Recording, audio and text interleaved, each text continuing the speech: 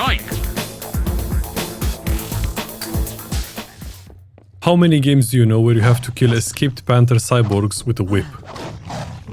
I went in this dystopian science fiction game expecting Deus Ex, but instead of a secret agent, I get to play as Jack Plumber, the post-apocalyptic plumber that fixes sewer pipes and shoots pterodactyls off the roof. ReVOLUTION was developed by Romanian studio FunLabs and published by none other than Activision.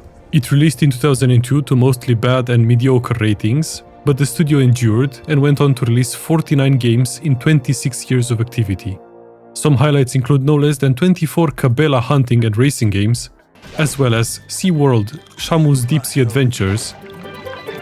Having your health bar full is not only reassuring, it also increases your agility. And of course, Duck Dynasty. You just say the word and I'll go out there and the next thing you know, boom, bow, bow, bow, you got a spread of the finest order here. So let's have a look at the only game I know where touching steam makes your body instantly shatter in 9 meaty pieces. We don't have an exact date, but the story is set in a dystopian future where corporations own everything and the environment is damaged beyond repair, so probably in like 10 to 15 years. Instead of fixing the root issues, a mega corporation called the Corporation is trying to adapt humanity by kidnapping people to use as guinea pigs in genetic experiments. We play as Jack, a newly hired plumber slash janitor slash exterminator, unaware of what's really going on. While doing various maintenance jobs around the systems that keep the building running, we discover their plans and we join the resistance in hopes of stopping them. No fixes needed to get this working, though I did get the Repack from my abandonware instead of the ISO version, since that one wouldn't install for me. Other than that, this game natively supports a wide resolution, with the only drawback being the mission text slightly going out of bounds on the PDA, or what acronym they use in this game, EDR. Any changes you make to the settings will reset themselves every time you start the game. While the game isn't too long and you could finish it in a day, it tends to randomly crash after about an hour of gameplay, or deliberately crash every time you try to jump in your own apartment.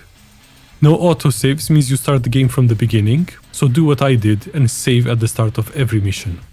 Other quirks include the option to move around and outright hide the main menu, the option to disable the sky if your PC is too weak to handle this almost 25-year-old game, and changing the game from full screen to windowed will make it darker by about 20% for some reason.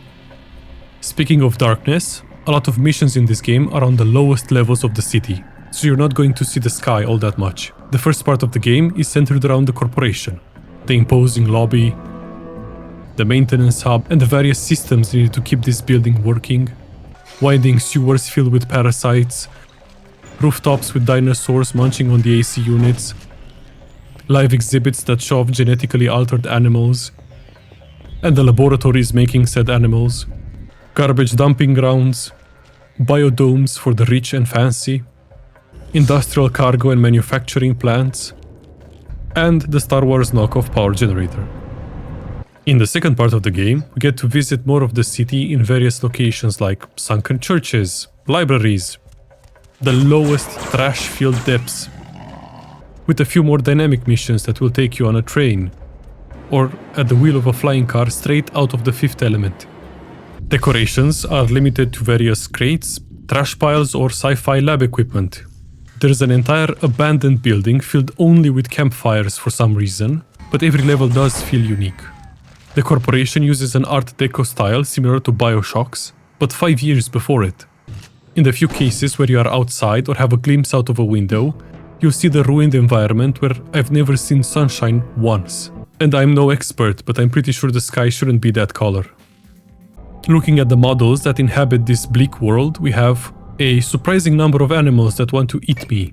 The list includes bugs, parasitic fish mouths stuck to walls, flying dinosaurs, dogs that remind me of Watto from The Phantom Menace, invisible chameleon dogs, cyborg panthers, and cyborg fish. When it comes to humanoids, the women have insane proportions. Just look how small those hands are. Other than that, we've got automated robots, different variations of soldiers, terrorists, and the corporation's new breed of shiny augmented soldiers. The female variants are honestly terrifyingly strong, and there are also random flayed men that try to get me to join them in the No Skin Club. ReVOLUTION was one of the first video games made in Romania. And the developer, FunLabs, was founded in 1999, just 10 years after the fall of the communist regime. So you know they've got the depressing dystopian atmosphere just right. While the gameplay isn't the best and the music isn't playing most of the time, the game has a certain charm that just works for me. The corporation is called just that, the corporation. Every other business in the game has a name. Mobius Tattoo, Torn Cars, Toshiro Cars, Casa-Cola, Burn Chrome Motors, and something that Google translates as Bandit Misfortune Gossip. But not the corporation. Even the front of the building has only their logo, so you can fill it in with the name of the company you work for. Once you get in, you're completely separated from the outside world. You work day and night in the deepest levels of this dystopian city where you don't see the sun all that much. You eat at the company bar, you sleep in the company apartment assigned to you, with the lowest jobs living closer to the fart cloud. Now I know why everyone has gas masks on. Every wall is full of propaganda hailing the corporation as your only son and savior in this dark world. The first NPCs you meet are two corporate guards that don't look too well. They have dark sunken eyes and tubes going in their face. This is the first sign of the kind of experiments that are happening inside. The corporation's disregard for life extends to humans as well. It's apparent from the start as you walk through this long ornate lobby with statues kneeling down, crushed by pillars with the company's logo. The giant banner with power and control really nails the message. While performing the various maintenance jobs, you have to climb fences, jump over pipes and chasms, endure steam vents, fight off parasites, ride conveyor belts, and crawl through ventilation shafts to reach different machines and areas, because making an OSHA-approved walkway doesn't increase profits. Their logo is an artificial angel, a man with wings instead of arms and no mouth. Judging by the screws and the tubes, another proud lab experiment. There is also no human interaction. Your missions are sent to your EDR from an AI in the hub. None of the NPCs want to talk to you. Please, I got work to do here. And no one bothers to tell you where to go or what to do. Besides Juana, who wants to recruit you to the Resistance. And she only approaches you because she's the protagonist's ex-girlfriend.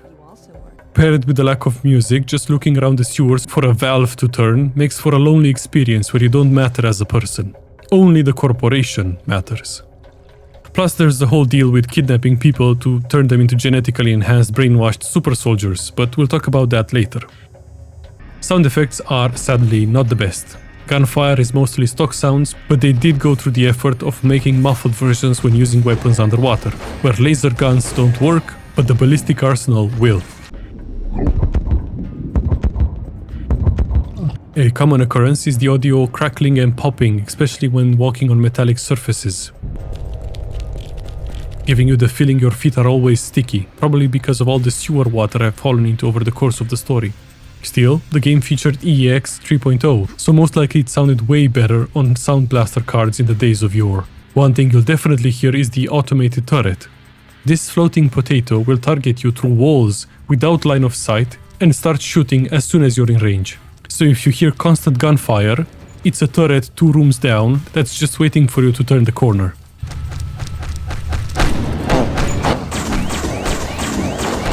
Sadly, this is another game where the soundtrack doesn't play. Is this my life now? They've carefully chosen which moments to enhance with music, the company bar, this hallway with statues, the end credits, and the main menu of all things. I do see 11 music files in the game's folder, but there isn't a track that plays during combat or the maintenance tasks. This makes for some very silent and lonely gameplay, where you only hear gunfire and those stupid footsteps. It's disappointing because they have dark atmospheric pieces, ominous chants, classical music, and futuristic action tracks. Here is what the gameplay is like.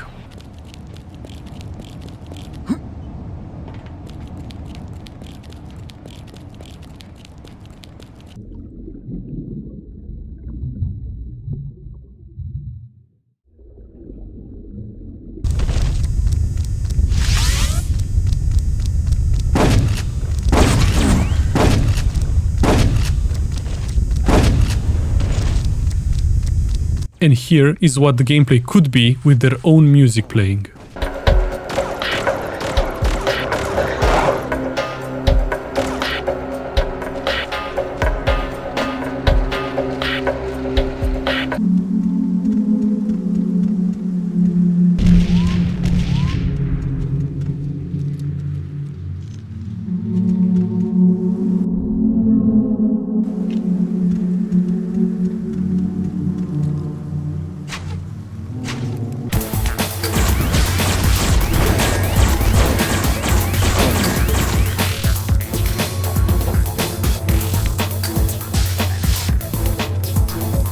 When it comes to voice acting, you only have a few conversations in the game, as most of the information is given to you through your EDR, but I can't complain. The guards have local accents. Remain where you are.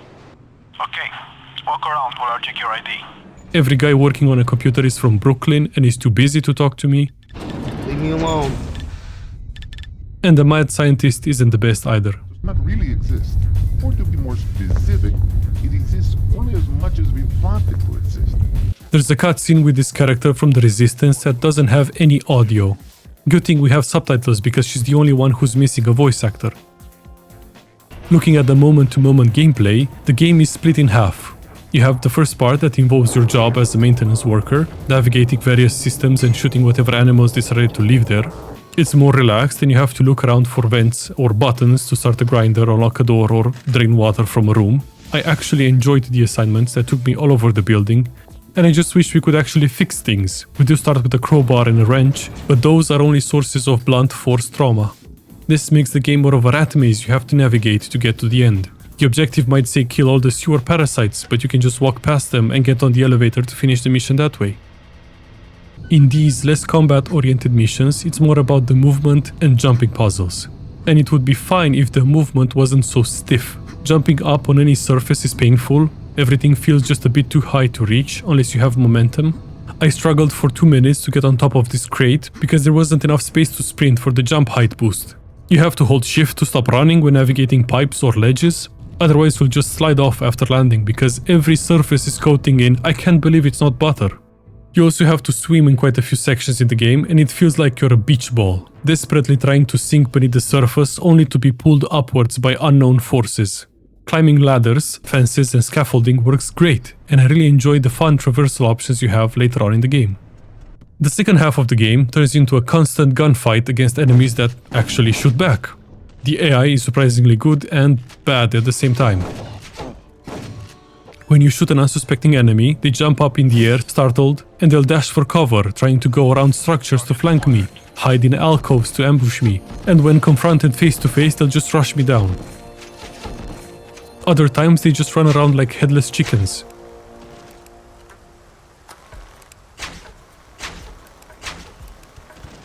You try to walk around the room only to get damaged from no apparent source. I thought there was an invisible wall hurting me, but as it turns out it was a sniper on the other side of the map.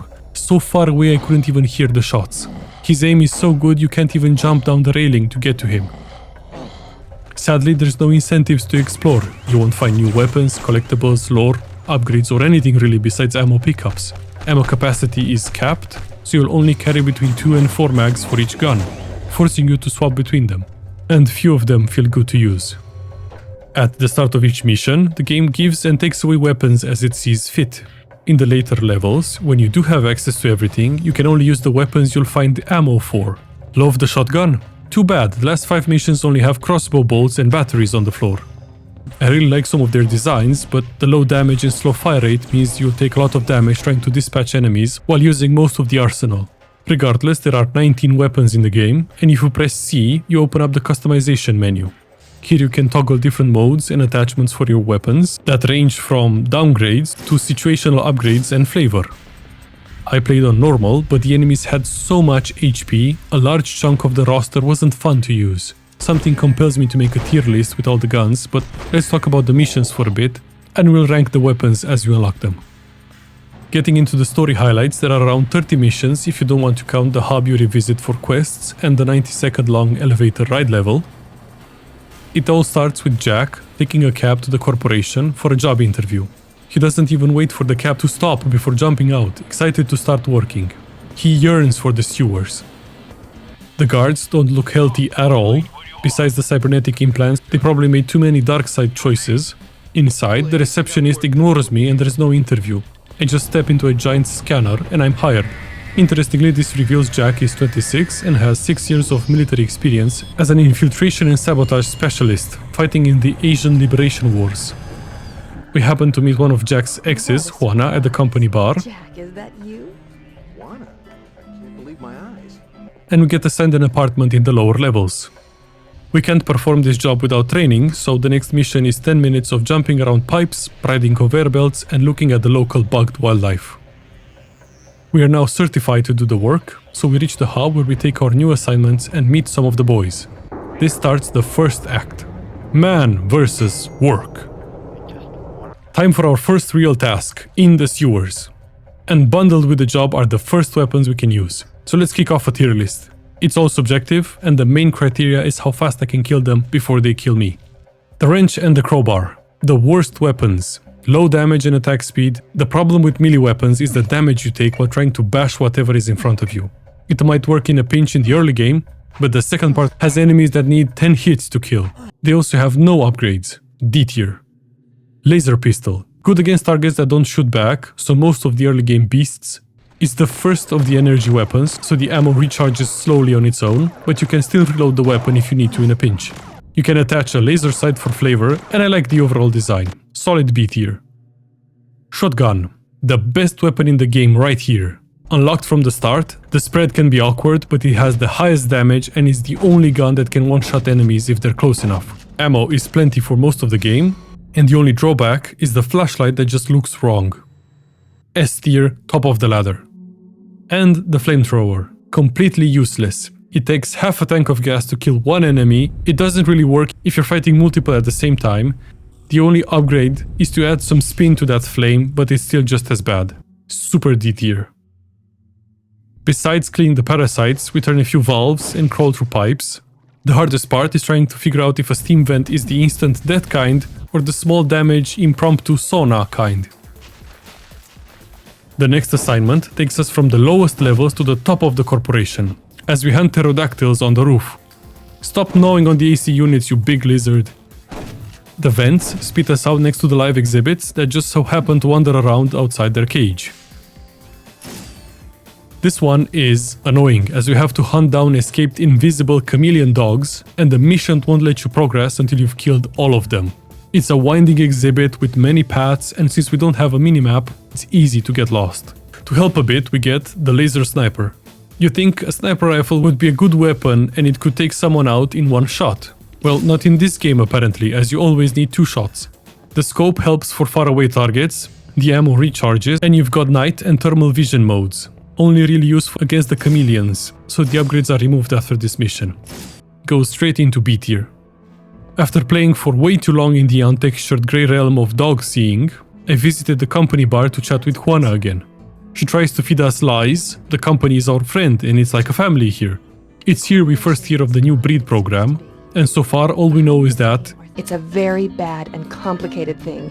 She's being vague, but hints at a hidden place accessible from the ventilation tunnels, so we'll keep an eye out for that. But I accidentally fall down the elevator shaft and discover my blood is yellow for some reason.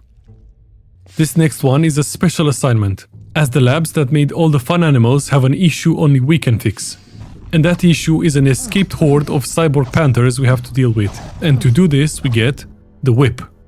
It has the same problems as the other melee weapons, but I'm placing this 1 tier higher because it makes me feel like Cyber Indiana Jones. C for cool. So shotguns are still the preferred method of hunting panthers. We find the secret room, and it's definitely genetic manipulation considering the lab we're in. And the human remains make it clear they moved on to the human testing phase. Now we just have to find out if these were willing subjects or not. Back at the bar, we turn against the corporation and join the resistance because we saw some skeletons in boxes. Technology for killing the people. I'm not going to just sit around and watch the corporation turning us into identical living machines, so count me in. Okay. Also, the company's bar is the worst place to discuss this. Anyone from management could hear us while grabbing a sandwich. The mission objectives get more questionable as we have to go to the storage depot and quell a robot rebellion.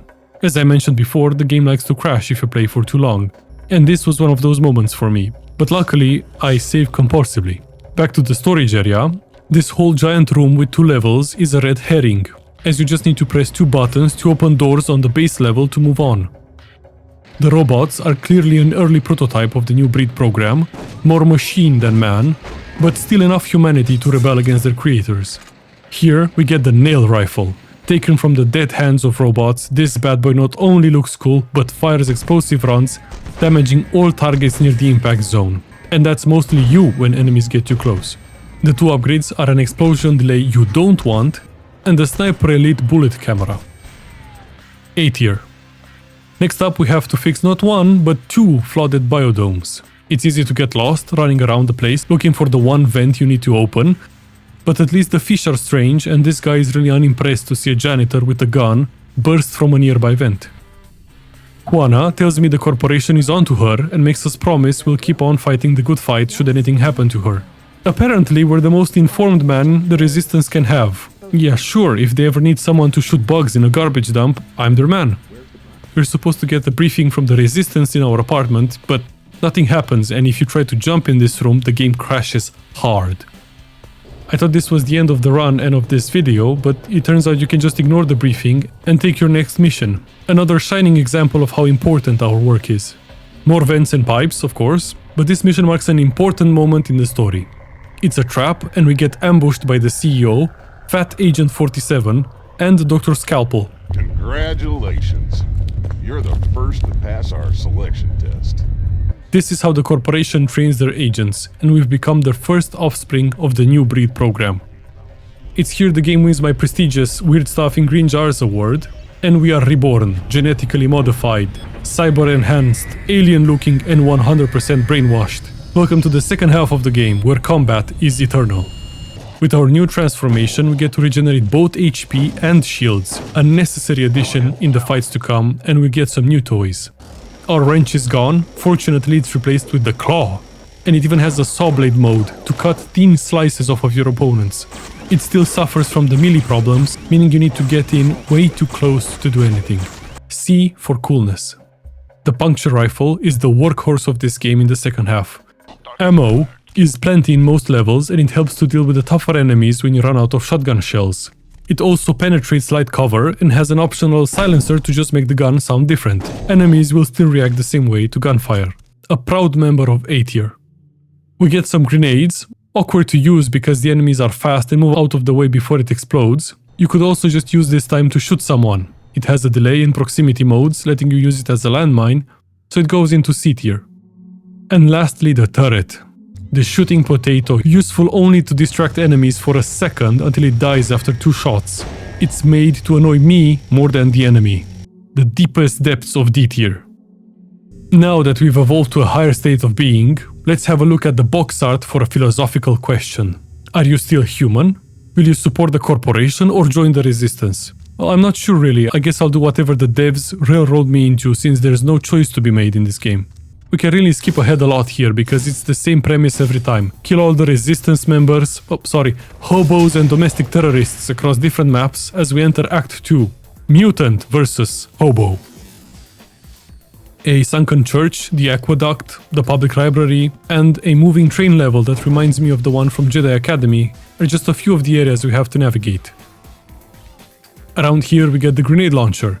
It deals decent damage, but enemies tend to get way too close, so you get hit as a consequence. You also need to hit multiple shots to kill even the most basic of enemies, launching it into B tier. The terrorists have infiltrated one of our labs and stole a DNA sample. We have to get it back, so we get to see more of the Art Deco Corporation buildings. They escape with the sample, so it leads to a car chase through the city. It's more of a rat maze than an actual chase, as you have to find the objective. But it seems the corporation is now publicly advertising the New Breed program. You also get a bat. The wrench if it looked worse. The game doesn't even want you to use this because after one hit it automatically changes to the next weapon, D tier. The junkyard is home to strange decorations, actual homeless scavengers, and what looks like piss-filled tunnels. But we also get the last big players of our arsenal. The pulse rifle, another decent weapon in the fight against the genetically enhanced.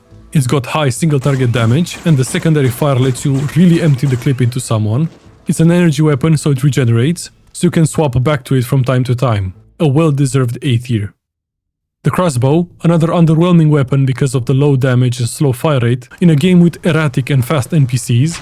It takes 3 bolts to kill the most basic of human enemies, and you can carry a total of 14 bolts on you at any time. That's 4 people you can kill, if you don't miss, of course. The great redeeming quality is the hook arrow, letting you zip around the map like a madman, even letting you reach areas and see things you shouldn't. S tier for movement, but as a weapon, it's B at best. And the rocket launcher, same as the grenade launcher, with harder to find ammo and a tracking mode. Still B tier. It's here in these trash-filled ruins where we get attacked by other new breed members. It looks like we're no longer of use to our bosses. The female variants are way stronger and they're a pain to deal with. We end up shooting another one in a warehouse when we realize it's actually Juana. They got to her as well and now she's dead. We don't get a moment to mourn as the silliest abduction scene plays out as the resistance grabs me from behind. Thankfully, Discount Morpheus manages to undo the brainwashing and sets us on a revenge path to stop the corporation before they make an army. By the end, the audio gets really distinct, Hell of an army. but we start the third act of the game anyway. Mutant versus local business. We get in through the sewers and fight off the lackeys as we make our way to the top. Minute and a half elevator ride aside, we get to revisit the hub during the alert. I tried getting more missions, but they wouldn't give me any work, so we move on. We pass through storage levels, engineering sections and laboratories, where we have to fight off increasingly stronger enemies and the new breed as well.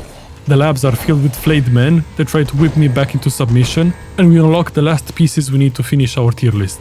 The Molotov. There is no use for a zoning tool on large open maps where you have to clear every room. Enemies move way too much for it to do anything, but I did get one kill with it.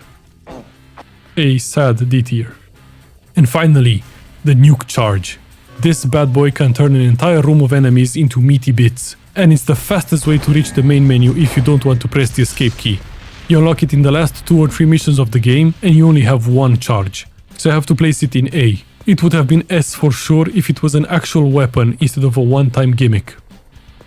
Finally, reaching the penthouse lets us confront the magnate. Jack laments his transformation from maintenance department worker into a breed, and after some uninteresting chatter, he tries to escape while we fight off some clones. Reaching the landing pad, we find him gone, and we get in the car with Morpheus. The end. No, really, that's the ending. No big boss fight or satisfying way to close the story. You just leave. It could have been a setup for the next game, but after 23 years, I don't think it will happen. The multiplayer mode still sort of works. It comes with 4 game modes: Team Deathmatch, Capture the Flag, Most Wanted, and Regular Deathmatch. In the player setup section, you can set a name and pick a model. Every single enemy from the game is here, including the antagonists, and a few fan service options. I say it works, but most of the time my friends couldn't see my game or vice versa. Sometimes you're stuck loading forever trying to connect to someone, and you have to restart the game. Or your character just stops responding and gets stuck forever while others teabag you mercilessly. I tried a few Team Deathmatch and Capture the Flag games, but we couldn't finish any of them because of this state one of us would fall into. It really feels like you're playing Half-Life multiplayer, with a decent selection of maps for each game mode, but they're big and you need a lot more people to make it fun. Considering the servers are long gone and you need to convince your friends to install something like Radmin VPN and then play this game, I wouldn't get my hopes up. In conclusion, there are definitely better games out there you could play. The story is not interesting, mostly cheesy dialogue and missing plot points, but the environment is top-notch. It's fun to see elements from some of my favorite sci-fi and dystopian movies: Metropolis, The Fifth Element, Blade Runner, and The Matrix. But those are all visual elements, and we've already talked about the great atmosphere. I just wish the combat was better, because if killing enemies is not satisfying, is it really a first-person shooter? I don't want to bash the game, but it definitely needed more time in the oven. Still, it was made by about 20 people a long time ago when game development wasn't as easy. I won't be replaying it, but even with all its problems, I don't regret playing it. 2 out of 5 Cyber Panthers. This was supposed to be a quick review in between bigger games, but life gets in the way, I guess. I hope you're doing well and playing those older games. Take care and I'll see you in the next one.